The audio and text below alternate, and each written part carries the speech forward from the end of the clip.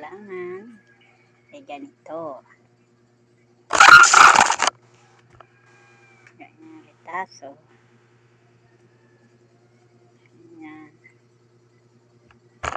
Tapos, lalagyan ng isa pang ganito. Cover.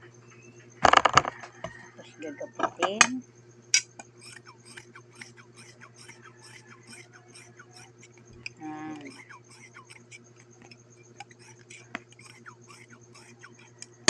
Tapos, lalagyan ng papel. Ito na yung finished product.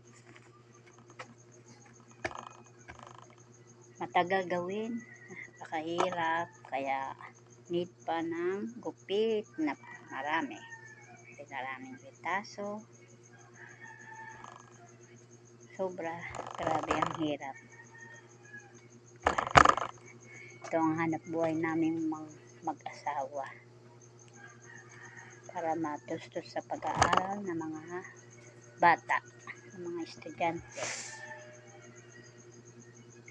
Kaya guys, sikap-sikap lang para tayo ay makapag-aral ng mabuti ang ating mga estudyante.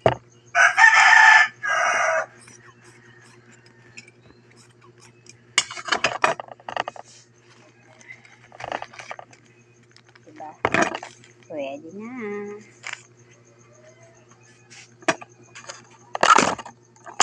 Ito na yung finished product.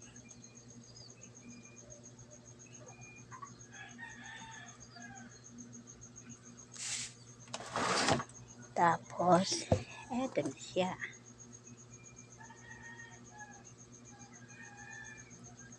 Mabuhay. Salamat po guys.